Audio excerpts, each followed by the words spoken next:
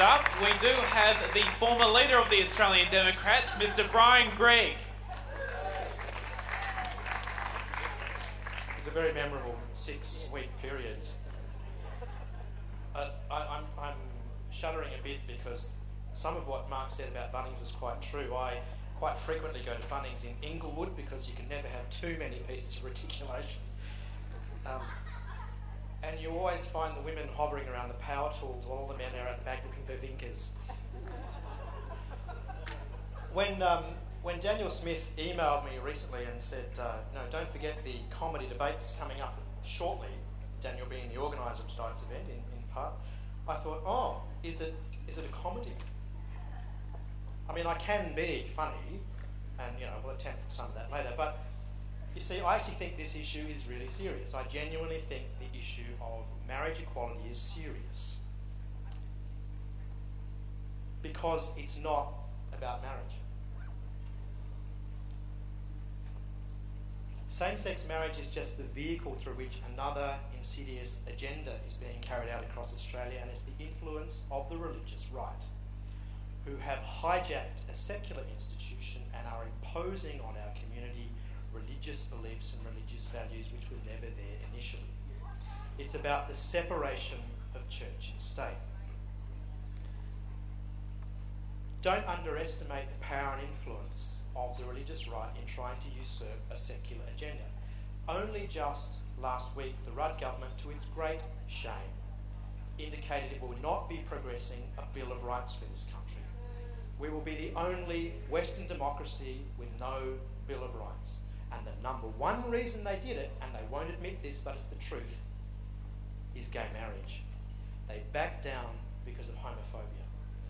And the reason is because Canada, when it introduced its Bill of Rights, progressed to the point where it would acknowledge and accredit and provide for same-sex marriage equality in that country, and our government is too scared to have that here. When it comes to hatching, matching and dispatching, the religious right want to tell you what's best for you and will deny you the choices that you want to make around that. But let's get to a simple and I think often overlooked fact, and that is that marriage is nothing more than a legal contract. That's it. Don't confuse that with a wedding. That's separate but additional to a marriage. A marriage is simply a contract between two people which defines property, assets, distribution, and your rights and responsibilities around children if you choose to have them. It's nothing more than that.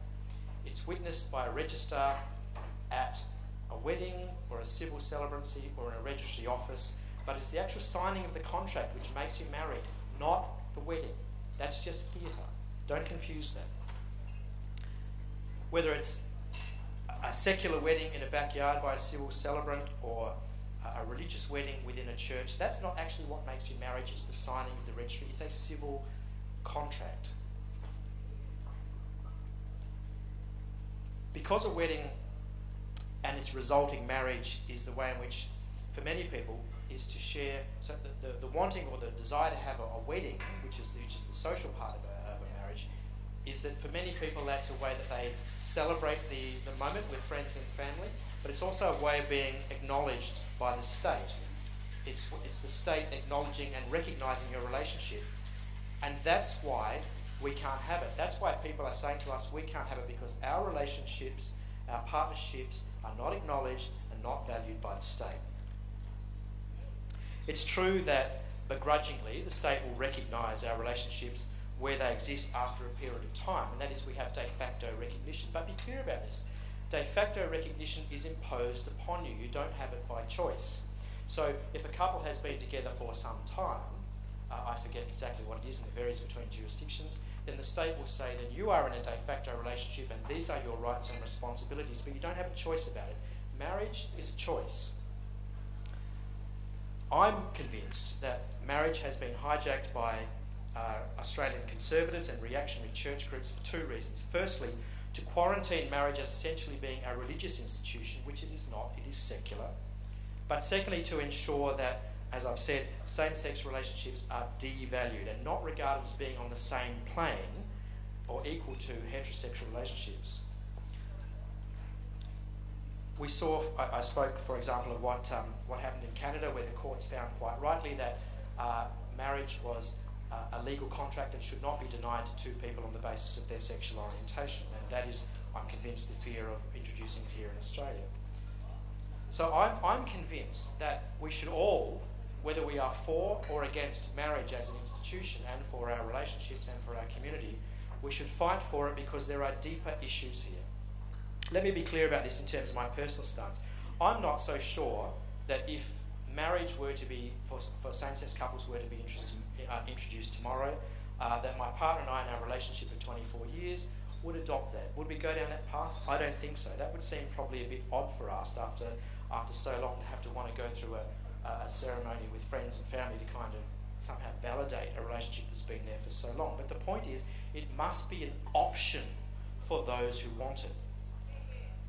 But most importantly, I'm absolutely convinced that as a community, we have to tell our federal politicians, and in Australia, unlike some other countries, marriage comes under federal law, as it's determined in Canberra from the Commonwealth, is that we won't tolerate second best. That we don't want to be, and our relationships to be used as pawns by the religious right so they can exclude us from secular social institutions because of their minority religious views and, frankly, their anti-gay agenda. It is simply not true that we don't want marriage anyway. The reality is they don't want us to have it.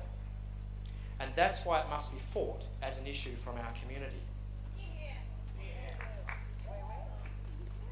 I'm convinced that behind the religious and political opposition to same-sex marriage is the same fear and loathing that's been there for 40 years against every other battle that we've tried to fight, whether it was age of consent, anti-discrimination laws, partnership recognition, known child adoption. There has always been a strong conservative and religious reaction to that, and it's about making sure that we stay in our place and we're not adopted, as it were, into secular social institutions as a part of the community. Marriage, I'm convinced, is kind of the end of the road for what has been a 30 or 40 year battle on a range of fronts.